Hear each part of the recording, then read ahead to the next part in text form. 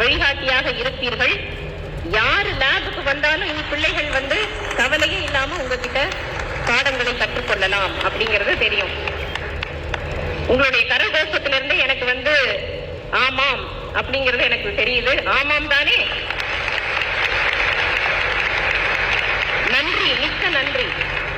இப்ப நீங்க இங்க வந்திருக்கீங்க, இந்த விழாவிற்கு வந்திருக்கின்றீர்கள் என்றால் ஒவ்வொருவருக்கும் ஒரு எண்ணம் இருக்கும், எதிர்பார்ப்பு இருக்கும், நிறைய கோரிக்கைகள் கூட இருக்கும்.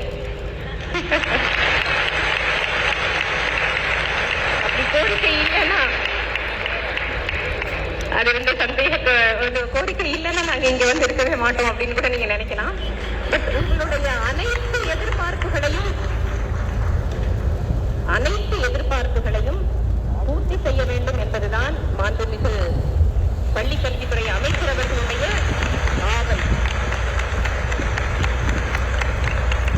எப்பொழுது பேசினாலும் ஏதாவது செய்யணுங்க, அது என்ன செய்யணுங்கிறத நீங்க ஆழ்ந்து பாருங்க அப்படின்னு ஒவ்வொரு முறையும் எனக்கு அறிவுரை சொல்லுவார்கள்.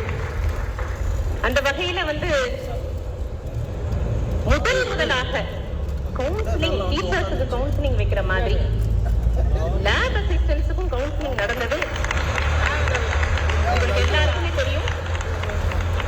நவம்பர் 2023 மாண்புமிகு பள்ளி கல்வித்துறை அமைச்சர் அவர்களுடைய அறிவுறுத்தலின்படிதான் உங்களுக்கு முதல்ல கவுன்சிலிங் நடத்தப்பட்டது. தொடர்ந்து அதே போன்று கவுன்சிலிங் நடத்தப்படும். அது நீங்க மனதில் இருத்திக் கொள்ளலாம். இந்த வருடத்தினுடைய கவுன்சிலிங் அகாடமிக் இயர் நடுவுல வச்சா உங்களுக்கு சிரமம் இல்லையா? அதனால கொஞ்சம் தள்ளி மார்ச், ஏப்ரல் இந்த அகாடமிக் இயர் முடிவுல வச்சா உங்களுக்கு ஈஸியா இருக்கும் அப்படின்னு மாண்புமிகு அமைச்சர் அவர்கள் அறிவுறுத்தி இருக்கின்றார்கள். அதன்படி உங்களுக்கு இந்த அகாடமிக் இயர்னுடைய முடிவுல இந்த கவுன்சிலிங் வைக்கலாம் அப்படின்னு இருக்கிறோம்.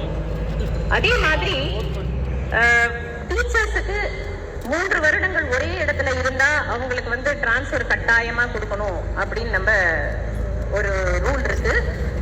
அது ஆய்வக உதவியாளர்களுக்கு தேவைதானா அப்படின்றத நீங்க சிந்திங்க அப்படின்ட்டு பள்ளி கல்வித்துறை அமைச்சர் அவர்கள் அறிவுறுத்தி இருக்கிறாங்க. அதன்படி ஆய்வக உதவியாளர்களுக்கு 3 வருடங்களுக்கு மேற்பட்டு ஒரே இடத்தில் இருந்தாலும் கூட அவர்களுக்கு டிரான்ஸ்பர் என்பது கிடையாது. அப்படி செய்ய வேண்டிய அவசியம் இல்லை.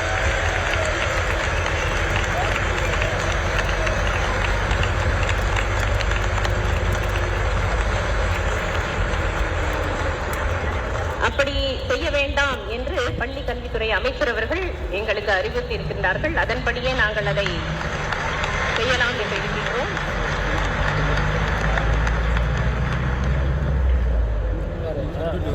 நீங்கள் நன்றாக இருக்க வேண்டும்.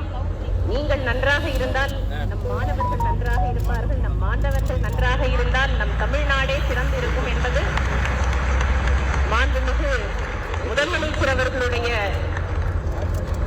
எங்களுக்கான அறிவுரை. அதே போன்றுதான் மாண்புமிகு பள்ளி கல்வித்துறை அமைச்சர் அவர்களும் ஆசிரியர்கள் மட்டுமல்ல, ஆய்வக உதவியாளர்கள் மட்டுமல்ல, அனைத்து பள்ளி கல்வித்துறையில இருக்கின்ற அலுவலர்கள் ஒவ்வொருவருமே திருப்திகரமாக, சந்தோஷமாக தங்களுடைய பணியிலே தங்களை முழுமையாக ஈடுபடுத்திக் கொண்டு அவர்கள் பணி செய்ய வேண்டும். அதற்கான சரியான ஒரு சூழ்நிலையை நாம் ஏற்படுத்தி கொடுக்க வேண்டும் என்று எங்களுக்கு அறிவுறுத்தி இருக்கின்றார்கள். அதன்படி நாங்கள் உங்களுக்கான அனைத்து தேவைகளையும் பூர்த்தி செய்ய காத்துக் கொண்டிருக்கின்றோம். நீங்கள் செய்ய வேண்டியது மாணவர்களை நீங்கள் முன்னிலைப்படுத்தி, இப்ப நாங்க ஒரு 4 ஃபைல் இன்னைக்கு எழுதிட்டோம், பாஸ் இந்த 4 ஃபைல முடிச்சிட்டோம் அப்படின்னா எங்க வேலை முடிஞ்ச மாதிரி நாங்க நினைச்சுக்கலாம். ஆனா உங்களுக்கு அப்படி இல்லை. ஒரு வருட முடிவுல அந்த மாணவர்கள் என்ன தேர்ச்சி பெறுகின்றார்களோ அதை வைத்துதான் உங்களுடைய பணி எப்படி என்பதை கண்டுபிடிக்க முடியும். அதனால எப்போதும் போல தொடர்ந்து நீங்கள் உங்களுடைய பணியிலே சீரிய முயற்சியை கொண்டு சிறப்பாக செயல்பட வேண்டும் என்று வேண்டி கேட்டுக்கொள்கின்றேன். நிறைய பேருக்கு ஒரு மனக்குறை கூட இருக்கு. ஹைடெக் லேப்ஸ் மட்டும்தான் நாங்க பார்க்கணுமா அல்லது எல்லா விஷயங்களையும் நாங்க பார்க்கணுமா அப்படின்ட்டு.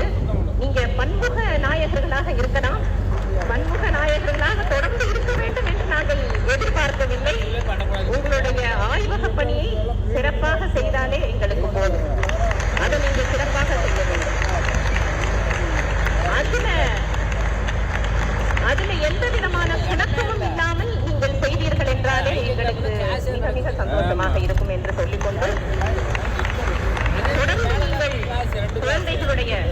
நம் மாவட்ட ஆட்சியர் மறுபடியும் உங்களுக்கு அழுத்தமாக சொன்னார், மாணவர்களுக்கு